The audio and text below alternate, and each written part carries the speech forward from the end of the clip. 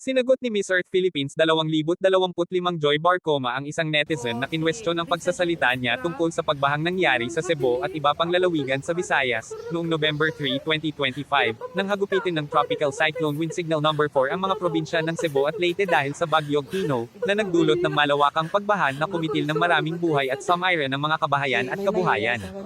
Sa tala ng National Disaster Risk Reduction and Management Council, NDRRMC, umaga nitong Miyerkules, November 5, umakyat na sa 85 ang bilang ng naitalang namatay dahil paghagupit ng Bagyong Tino. Hindi pinalampas ni Joy ang pagkakataong manawagan ng tulong at dasal nang sumabak siya sa Grand Coronation ng Miss Earth 2025 kagabi, November 5. Bago sumagot si Joy sa Q&A para sa top 8 round ay hiniling niya sa lahat na mag-alay ng panalangin para sa mga biktima ng bagyo. Saad ni Joy, "Can I please share something to the world, please? I am just waiting for this moment to encourage everybody to offer prayers to the victims of typhoon in Cebu. A lot of people have died. A lot of people have experienced a catastrophe that typhoon and the flash flood has brought to our countrymen. So I hope that you take this time as we celebrate taking care of Mother Earth, that we also think about, remember the lives of the people we've lost. Because Filipinos deserve better lives. Filipinos deserve to be safe in their country." Matapos nito ang pagsagot niya sa ibinigay na topic na, law. Marami ang humanga sa ginawang pag-alala at pagmamalasakit ni Joy sa mga naapektuhan ng bagyo. Anila, nagamit ng maayos ni Joy ang kanyang Miss Earth platform para idiin ang environmental issues na nangyayari sa bansa. Kung marami ang natuwa at humanga ay mayroon ding kinwestiyon ang pagsasalita ng Caviteña Beauty Queen sa Miss Earth stage tungkol sa bagyo. Naniniwala ang netizen na ito ang dahilan kung bakit hindi nakapasok sa top 4 si Joy. Mababas ang post ng netizen sa Facebook published as is, "What went wrong?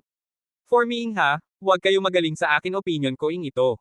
Medyo naiabangan ako sa dating ni Joy na kinain ng buong airtime. I mean, for me ha, it's not appropriate na mag-speech ka about something na hindi man part ng Q&A segment. There's a proper place and time for that." Na-over sa confidence si Joy. "Kahit ako judge, medyo mapapailing din ako. Sayang, anden na sana."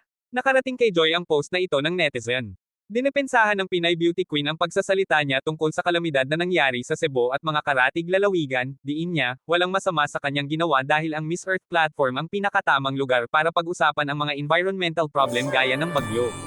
Saad ni Joy, published as is, "What do you mean by proper place and time? It is Miss Earth. There is no more appropriate venue to talk about the typhoon that took more than 100 of lives, displaced hundreds, and devastated thousands of Filipinos if not today because it just happened.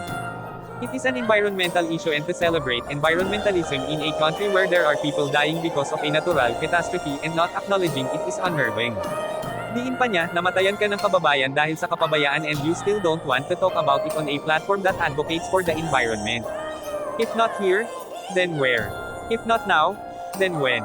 Nilinaw ni Joy ang akusasyon ng netizen kung bakit hindi siya nakapasok sa top 4, dahil umano sa ginawa niyang pagbibigay pahayag tungkol sa nangyaring bagyo sa bansa. Sabi ni Joy, "I wasn't part of the top 4 simply because I wasn't the one they're looking for. Period." Ang pambato ng Czech Republic na si Natalie Postinova ang nanalo at kinoronahang Miss Earth 2025. Kabilang sa Elemental Court o top placer si Miss Earth Air 2025 Soldis Iversletier ng Iceland. Miss Earth Water 2025 naman si Moan Tree ng Vietnam, at Miss Earth Fire 2025 si Wery Ngampong ng Thailand.